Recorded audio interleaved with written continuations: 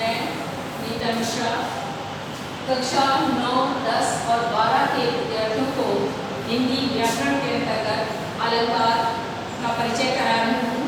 देखिए, अलंकार होता क्या है? अलंकार का अर्थ होता है अलंक करोति इति अलंकार, यानी जो अलंकार करते हैं, जो सजाते हैं, उन्हें हम अलंकार कहते हैं, मतलब आभूषण। तो हम यूँ तो सजने के लिए आभूषणों का प्रयोग करते हैं, लेकिन काव्य की शोभा बढ़ाने वाले जो तत्व होते हैं वो शास्त्र की भाषा में अलंकार कहे जाते हैं।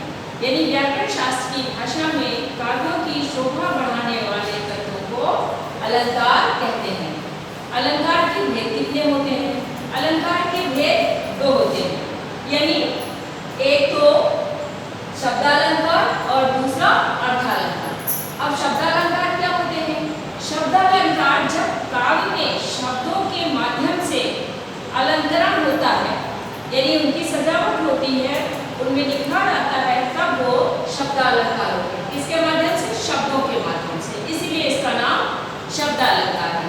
दूसरा है अर्थालंकार। अर्थालंकार जैसा कि शब्द से स्पष्ट हो रहा, अर्थ अलंकार। अर्थ अलंकार का तात्पर्य हुआ जब काव्य की शोभा बढ़ाने के लिए अर्थ में सुंदरता आती है, यानी अर्थ के द्वारा जब काव्य की शोभा बढ़ती है तो अर्थालंकार होता है। अब आते हैं शब्दालंकार के भेद। शब्दालंकार के मुख्य रूप से 3 भेद होते हैं: अनुप्रास, यमक और श्लेष। अर्थालंकार के भेदों की बात करते हैं तो उपमा, रूपक, उत्प्रेक्षा, संदेह और भ्रांतिमान। अब मैं आपको सबसे पहले यहाँ पर ये बता दे रही हूँ कि 9th क्लास में अनुप्रास, यमक और श्लेष, और 10th में उपमा, रूपक और उत्प्रेक्षा, ये अलंकार हैं।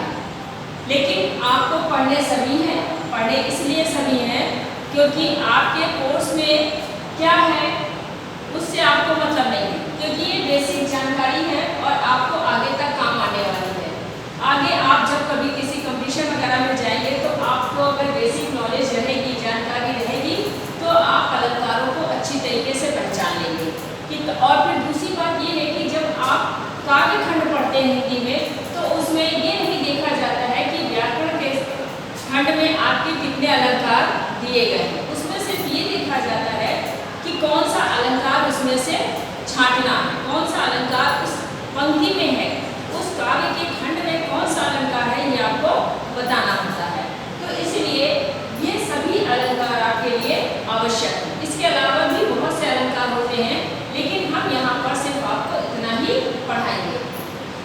अब देखिए अनुप्रास अलंकार। अनुप्रास अलंकार का जो परिभाषा है अनुप्रास अलंकार की, वो आप सुनिए, समझिएगा कि जहाँ पर एक ही वर्ण की आवृत्ति, ये अनुप्रास अलंकार की परिभाषा, उसके भेदों की परिभाषा में इसके 5 भेद होते हैं, लेकिन हम वो 5 भेद आपको अभी नहीं पढ़ा रहे हैं क्योंकि आपके कोर्स में उसका कोई महत्व भी फिलहाल नहीं। बहुत ज़्यादा गहराई में जाएंगे तो आपको दिक्कत हो जाएगी, इसलिए केवल हम आपके व्याकरण का ही क्षेत्र ले रहे हैं। तो अनुप्रास अलंकार की परिभाषा होती है जब एक ही वर्ण की, वर्ण क्या होता है? वर्ण होता है अक्षर, यानी हम इसको ये भी कह सकते हैं कि जब एक ही अक्षर की आवृत्ति, आवृत्ति माने दोहराना, यानी बार बार प्रयोग किया जाता है, तब वहाँ पर अनुप्रास अलंकार होता है। जैसे उदाहरण के तौर पर हम आपको बता दें कि तरणी तनुजा, तरणी तनुजा, तट तमाल,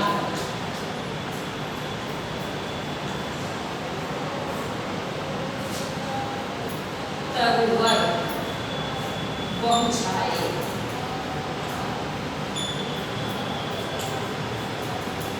देखिए इसमें क्या है? तरणी तनुजा, तट तमाल, तरुवर, बहुछाये। आप देख रहे हैं इस उदाहरण से आपको क्या दिख रहा है? ता वर्ण की आवृत्ति हो रही है सब जगह, ता ता ता, ता वर्ण की आवृत्ति हो रही है, इसलिए इस पंक्ति में अनुप्रास अलंकार है। इसी प्रकार से और उदाहरण है, जैसे रघुपति राघव राजा राम। रघुपति में राम, राघव में राम, राजा राम में भी ड्रा है, इसलिए इसमें अनुप्रास अलंकार है।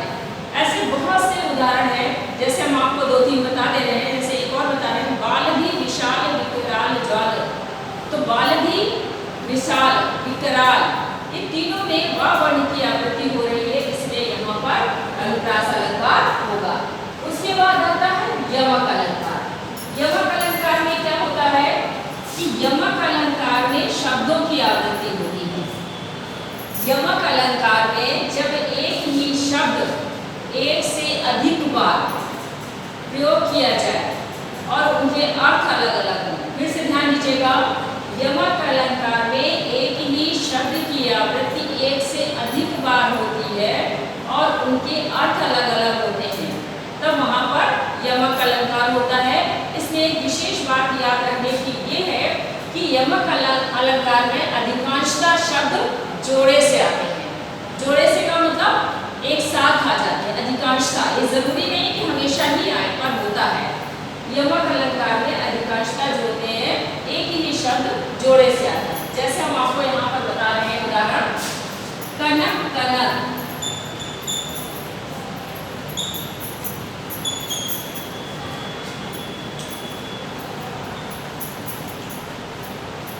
कनक कनक के 100 गुनी, माँ दत्ता अधिकार।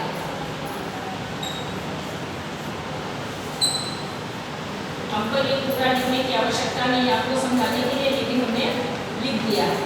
देखिए यहाँ पर क्या हो रहा है, ये कनक कनक शब्द आ रहा है। एक शब्द हो गया कनक, यहाँ क्या था वर्ण की आवृत्ति, वर्ण माने अक्षर, और ये है शब्द। तो शब्द की आवृत्ति हो रही है। कनक माने होता है यहाँ पर, एक का अर्थ है सोना और दूसरे का अर्थ है धतूरा। एक का अर्थ है सोना और दूसरे का अर्थ है धतूरा। तो यहाँ पर ये यमक अलंकार है।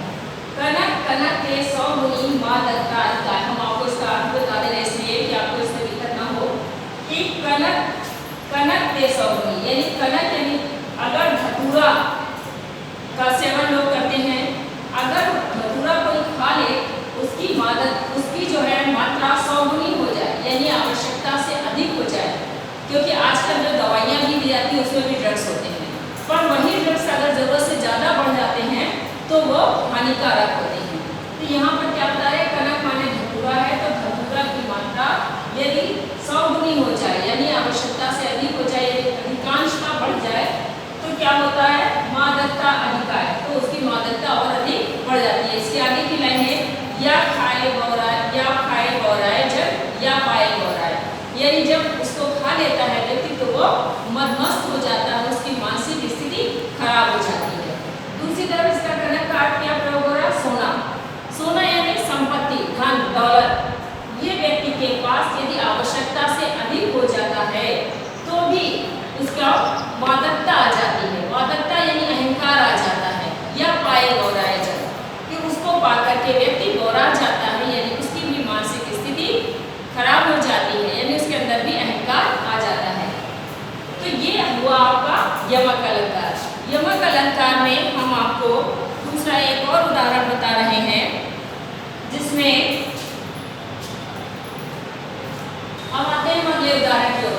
खग कुल कुल सा बोल रहा। खग कुल कुल यानी कुल यहाँ पर एक का अर्थ हो गया समूह, एक का अर्थ हो गया समूह और दूसरे का अर्थ हो गया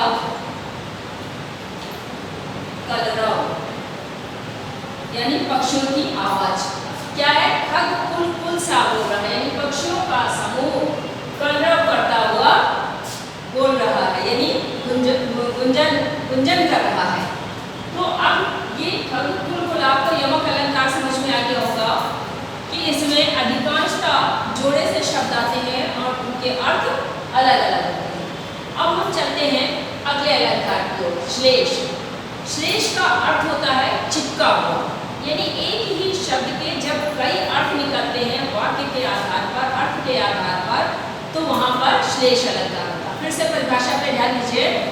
श्लेष का अर्थ होता है चिपका हुआ। जब एक ही शब्द के अर्थ के अनुसार कई मीनिंग निकलते हैं, कई अर्थ निकलते हैं पंक्ति के अर्थ के आधार पर, तब वहां पर श्लेष अलंकार होता है। श्लेष माने छिपा हुआ या चिपका हुआ। मुख्य बात ध्यान दीजिएगा। अब उदाहरण पे आते हैं। रहीमन पानी राखिए बिन पानी सब सून, पानी गए न उबरे मोती मानस चून। रहीम राशि क्या कहते हैं? पानी। अब देखिए तीन शब्द दे रखे हैं, मोती मानस चून, पहले के लिए लेते हैं। ये पहले का अर्थ हम निकालते हैं। रहीम राशि कहते हैं कि मोती में हमेशा पानी यानी चमक बना के रखिए। पहले क्लियर होगा कि रहीम राशि कहते हैं मोती में हमेशा चमक बना के रखिए, क्योंकि बिन पानी सब सून, मोती बिना पानी के बेकार होता है, पत्थर हो जाता है। जब तक मोती में चमक होती है तभी तक मोती होता है, उसके बाद चमक उतर जाने पर वो पत्थर हो जाता है। पानी गए न उबरे, मतलब पानी चले जाने के बाद फिर से मोती नहीं रह सकता। दूसरा क्या है? दूसरा आता है मानस। मानस का पानी का क्या अर्थ हो गया? सम्मान। ये हो गया दूसरे में। तो रहीम राशि कहते हैं मनुष्य को अपना सम्मान बनाकर रखना चाहिए, क्योंकि यदि एक बार सम्मान खो गया तो पानी गए न उबरे। अगर सम्मान चला गया तो फिर से सम्मान प्राप्त नहीं होता है, क्योंकि ये व्यक्ति का सबसे अनमोल रत्न होता है। तीसरी बात क्या है? चून। चून का मतलब हो गया आपका चूना या आटा। कुछ लोग यहाँ पर चूना भी लगाते हैं, पर हम आपको आटे से जो आटा भी लगाते हैं, पर हम आपको चून मतलब चूना बता रहे हैं। दोनों में बता देंगे, लेकिन मुख्य रूप से चूना ही प्रयोग किया जाता है। देखिए, अब चून का अर्थ हो गया जल। चून के साथ हो गया पानी का अर्थ जल। तो क्या बता रहा है कवि? रहीमन पानी राखिए बिन पानी सब सून। रहीम राशि कहते हैं चूने में हमेशा पानी बना के रखिएगा, क्योंकि बिना पानी के सब बेकार हो जाता। आपने देखा होगा चूना, अब दिवाली आ रही है, दिवाली में भी लोगों घर में खुदाई होती है, कुछ लोग चूने से करते हैं। तो चूना में अगर पानी पड़ा रहता है तो वो लिक्विड बना रहता है, द्रव में रहता है। लेकिन अब उसका पानी अगर सूख जाए तो उसमें आप कितना भी पानी डाल दें, वो चूना पहले की तरह प्रयोग में लाने योग्य नहीं बनता है। पानी गए न उबरे, अगर पानी उसका मर गया, पानी समाप्त हो गया, तो फिर वो चूना अपने प्राकृतिक रूप में, जिस रूप में आपने उसको बनाया था, उस रूप में कभी भी नहीं आ सकता। वो मात्र एक पत्थर का ढेला बनकर रह जाएगा। तो इसको फिर से समझ लीजिए। श्लेष का अर्थ होता है छिपा हुआ या चिपका हुआ। जब एक ही शब्द के कई अर्थ निकलते हैं, कई अर्थ यानी अब ये पानी ही शब्द एक ही शब्द में ये पानी इतनी जगह प्रयोग जरूर किया गया है, लेकिन सब जगह इसका अर्थ बदल गया। अभी आप कहेंगे कि यमक अलंकार में भी आपने बताया था एक ही शब्द के अर्थ अलग अलग होते हैं, लेकिन तब क्या था? दो शब्द अलग अलग लिखे जा रहे थे, ठीक है। लेकिन यहाँ पर क्या है? ये पानी शब्द जो है 30 तत्व दे रखे हैं। इन तीनों तत्वों के साथ इस पानी का अर्थ बदल जा रहा है। महत्वपूर्ण बात यही है। तो ये इसमें पानी शब्द का अर्थ इसमें चिपका हुआ है। क्या अर्थ चिपका है? एक तो चमक है, दूसरा सम्मान है और तीसरा जल है। इस तरीके से ये श्लेष अलंकार हो जाता है। अब हम आते हैं अर्थालंकार की ओर। अर्थालंकार में हम आपको बता दें उपमा अलंकार। उपमा अलंकार में क्या होता है? जब किसी एक वस्तु या व्यक्ति की तुलना किसी दूसरे से की जाती है तो वहां पर उपमा अलंकार होती है। उपमा अलंकार को यदि हम एक शब्द में समझना चाहें तो हम कह सकते हैं समानता। समानता यानी जब किसी एक चीज से दूसरी चीज की समानता दर्शाई जाती है तो वहां पर उपमा अलंकार होता है। जैसे पीपर पात सरिस मन डोला।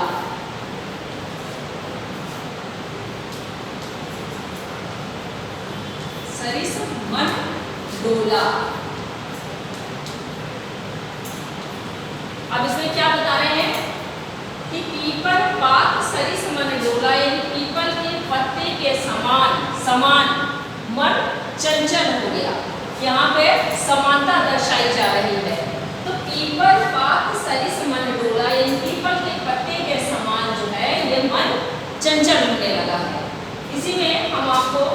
उदाहरण एक बता दे। मत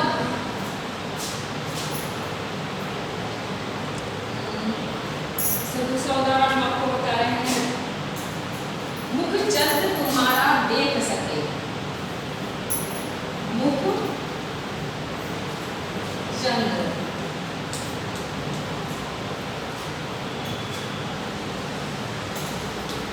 तुम्हारा देख सके, देख सके।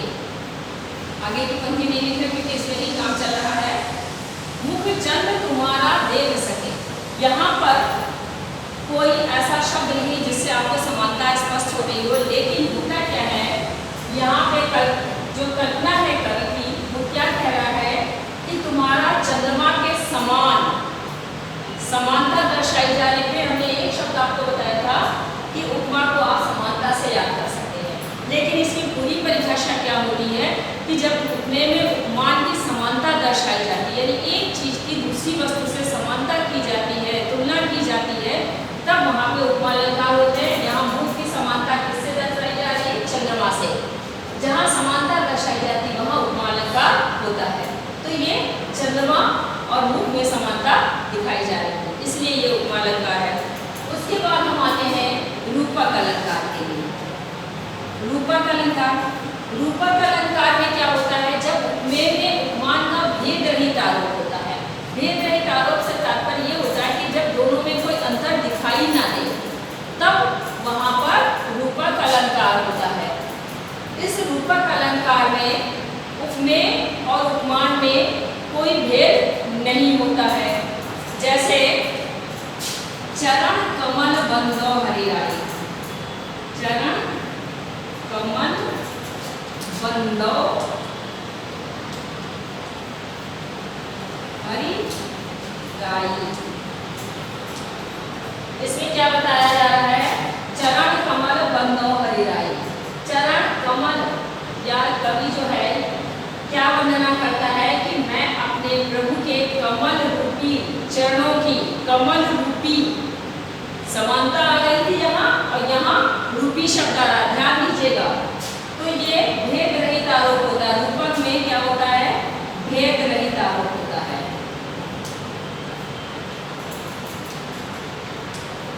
भेद रहित आरोप होता है।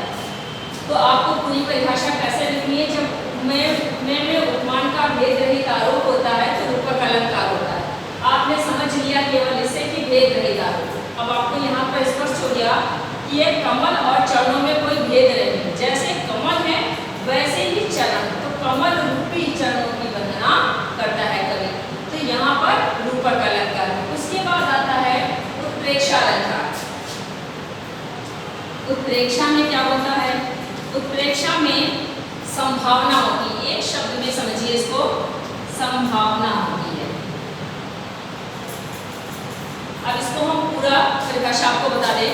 इसमें क्या होता है, जब उपमे में उपमान की संभावना होती है, यानी उसकी जैसा, ये शब्द वहाँ पर जैसा आ जाता है, तब वहाँ पे उत्प्रेक्षा अलंकार होता है। फिर से ध्यान दे लीजिए कि जब उपमे में उपमान की संभावना होती है, तब वहाँ पर उत्प्रेक्षा अलंकार होता है। उत्प्रेक्षा अलंकार का उदाहरण हम आपको बता दें। नील परिधान बीच सुषमा, फिर से बता दें। नील परिधान बीच सुकुमार, खिल रहा मृदुल अधखुला अंग, खिला हो जो बिजली का फूल। पूरी पंक्ति में मुख्य महत्वपूर्ण बात कहाँ है? जो खिला हो बिजली का फूल, जो खिला हो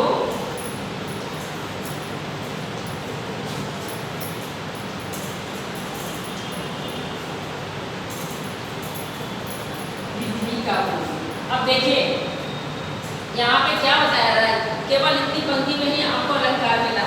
ये जो, जैसे बिजली का फूल खिला हो, ये संभावना व्यक्त की जा रही है कि वो इतने सुंदर लग रहा था। जो भी XYZ तत्व की बात की जा रही है, शता और मनु, यानी जशक की कामायनी से ये पंक्ति ली गई है। और इस पंक्ति का अर्थ यह है कि श्रद्धा के सौंदर्य का वर्णन किया जा रहा था कि वो कैसी थी। तो यहाँ पर बताया कि वो इतनी सुंदर दिख रही थी। बिजली माने होता लाल, जैसे लाल रंग का फूल खिला हो। तो जैसे जहाँ हो गई वहाँ पर संभावना हो गई। उसके बाद इसी में हम आपको और उदाहरण बता देते हैं कि जैसे मनहु नीलमन शैल पर आतप परो प्रभात। मनहु नीलमन शैल पर, मनहु माने मानो, मनहु नीलमणि शैल पर, शैल पर, अब आप कहेंगे शैल गलत लिखा पर ये कवि की है, बिहारी जी की पंक्ति है ये, तो इसमें ऐसे ही शैल लिखा, शैल पर आतप परो प्रभात।